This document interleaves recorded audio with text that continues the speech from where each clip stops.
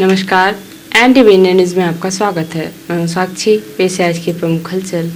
CM helpline में दर्ज शिकायतों के निराकरण की समीक्षा करते हुए कलेक्टर सुरुचि सोमवंशी ने सभी विभाग प्रमुखों को निर्देशित किया है कि वह अपने विभाग से संबंधित शिकायतों की नियमित समीक्षा करेंगे तथा शिकायतों की संख्या के आधार पर प्रतिदिन शिकायतों के निराकरण का लक्ष्य निर्धारित करते हुए उनका गुणवत्तापूर्ण निराकरण सुनिश्चित कराएंगे।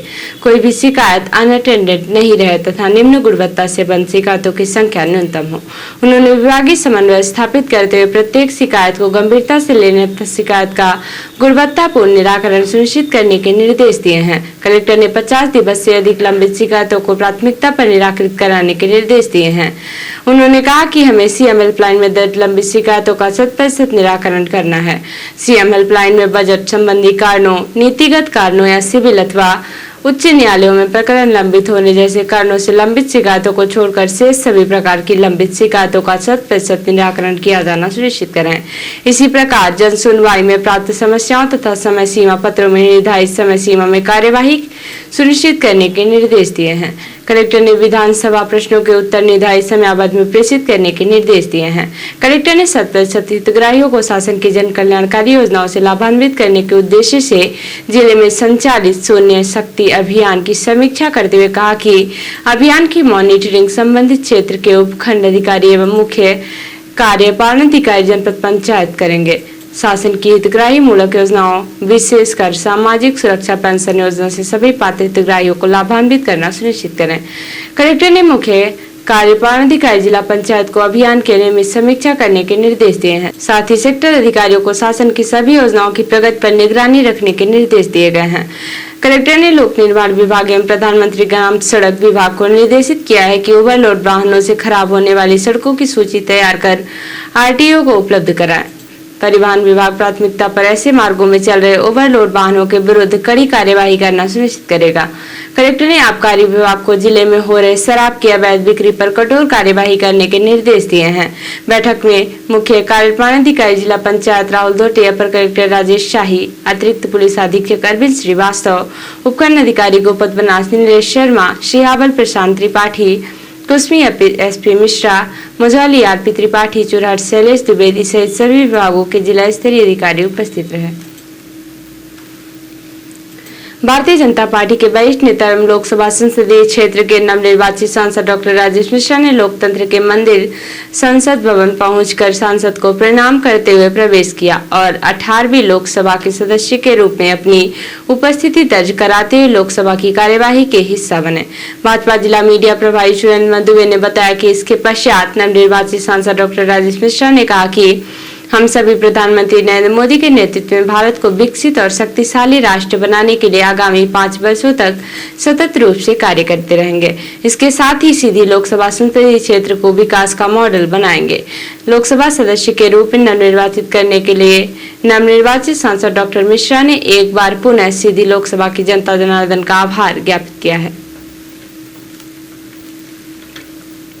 जमोड़ी थाना क्षेत्र के अमरवाह गांव से एक दर्दनाक खबर सामने आई है, जहां बिजली के करंट की चपेट में आने से शुभम द्विवेदी और शुभम के पिता जितेंद्र द्विवेदी निवासी ग्राम अमरवाह की दर्दनाक मौत हो गई। बताया गया कि सुबह खेत में काम करने के दरमियान दोनों बिजली करंट की चपेट में आ गए। मौके पर बिजली के खंभे का तार जमीन पर गिरा था, जिसकी चपेट में पहले बेटा आया, जिसे बचाने पहुंचे पिता भी बिजली की चपेट में आ गए। पिता पुत्र की दर्दनाक मौत होने से पूरे गांव में हड़कंप मच गया। जमोड़ी थाने की पुलिस मामले की जांच कर रही है। कलेक्टर सुरुचि सोमवंशी की अध्यक्षता में जिला स्तरीय बंधक श्रम सतर्कता समिति तथा बाल एवं कुमार श्रम प्रतिषेध एवं विनिमय अधिनियम 1986 के अंतर्गत जिला टास्क फोर्स समिति की बैठक का आयोजन किया गया। कलेक्टर ने सभी संबंधित विभागीय अधिकारियों को बाल एवं कुमार श्रम तथा बंधुआ मजदूरी रोकने के लिए आवश्यक कार्यवाही करने के निर्देश दिए हैं। कलेक्टर ने कहा कि सभी निर्माण एजेंसी, खनिज विभाग, होटल एवं उद्योग से जुड़े विभाग इस संबंध में सदैव अलर्ट मोड में रहें। श्रम विभाग के अधिकारियों को संस्थानों की नियमित जांच करने तथा बाल श्रम और बंधुआ मजदूरी को रोकने प्रभावी कार्यवाही करने के निर्देश दिए गए हैं। कलेक्टर ने अधिनियम के प्रावधानों के व्यापक प्रचार प्रसार के निर्देश दिए हैं। उल्लेखनीय है कि संशोधित प्रावधानों के अनुसार 14 वर्ष तक की आयु के बच्चों को सभी प्रकार के कार्य में नियोजन प्रतिबंधित है। 14 से 18 वर्ष तक के बालकों का नियोजन खतरनाक प्रक्रियाओं में प्रतिबंधित किया गया है।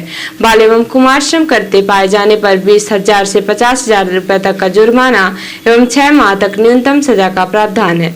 परिवार के व्यवसाय में भी रात 7 बजे से सुबह 8 बजे तक कोई बालक कार्य नहीं करेगा।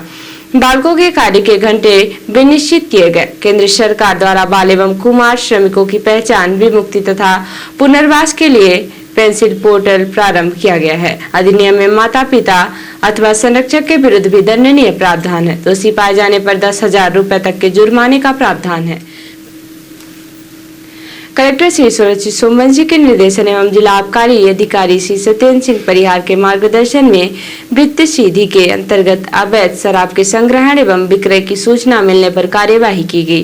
कार्यवाही के दौरान सीधी के मड़ैया में श्यामवती साकेत के रिहायशी मकान से 30 किलो महुआ, लहाने बटुई साकेत के रिहायशी मकान से 15 किलो महुआ, लहाने गांव सिमरिया में शीला कुशवाहा के रिहायशी मकान से हाथ भट्टी शराब 10 लीटर एवं गांव कुवरी में बेनी प्रसाद जायसवाल के रिहायशी मकान से 60 किलो महुआ लाहन बरामद कर मध्य प्रदेश आबकारी अधिनियम 1915 की धारा 34 के तहत प्रकरण पंजीबद्ध किया। आज की कार्यवाही में कुल 105 किलो महुआ लाहन एवं 10 लीटर अवैध हाथ भट्टी शराब रामपुर नेकिन में ग्राम झांझ में राहुल पटेल की दुकान से 12 पाव देसी प्लेन मदिरा बरामद किया, जिसकी कुल कीमत 12,840 रुपए है। सीधी शहर के समीपी उपनी खजूरी पहुंच मार्ग का निर्माण कार्य प्रधानमंत्री ग्रामीण सड़क योजना से कराया जा रहा है। सड़क निर्माण में जबरन निजी भूमि में सड़क का निर्माण कार्य कराया जा रहा है। तत्संबंध में पीड़ित किसान गजाधर प्रसाद तिवारी ने बताया कि सड़क निर्माण के लिए पूर्व में ही वह 30 डिसमिल जमीन दे चुके हैं। शेष भूमि वहां के भूमि स्वामी सुंदर सिंह की जमीन से लेना चाहिए, किंतु ठेकेदार द्वारा दबंगई के साथ पीड़ित किसान की भूमि से ही सड़क का निर्माण कार्य शुरू कर दिया है। पीड़ित गजाधर प्रसाद तिवारी ने बताया कि उसकी 30 से 40 डिसमिल भूमि जबरन सड़क निर्माण में फंसाई गई है। इस संबंध में पीड़ित किसान द्वारा अपर कलेक्टर राजेश शाही और तहसीलदार से फरियाद की गई है, जिस पर अपर कलेक्टर राजेश शाही ने कहा कि पीड़ित किसान के साथ न्याय किया जाएगा। रिपोर्टर हिमायत रोतेला ने बताया कि नैनीताल में सोमवार को राजभवन में तैनात समस्त कार्मिकों एवं उनके परिवारजनों हेतु परिवार मिलन कार्यक्रम आयोजित किया गया। इस परिवार मिलन कार्यक्रम में राज्यपाल लेफ्टिनेंट जनरल गुरमीत सिंह सेवानिवृत्त ने कार्मिकों एवं उनके परिवारजनों से मुलाकात की। उन्होंने कार्मिकों की कार्यालयीय और व्यक्तिगत समस्याओं के बारे में जानकारी ली और हर संभव समाधान का आश्वासन दिया। राज्यपाल ने उपस्थित सदस्यों को संबोधित करते हुए कहा कि राजभवन में कार्य करने वाले सभी अधिकारी एवं कर्मचारी एक परिवार के रूप में हैं। उन्होंने कहा कि परिवार के किसी भी सदस्य की समस्या मेरी समस्या है, जिनका निदान करना मेरी प्राथमिकताओं में रहेगा।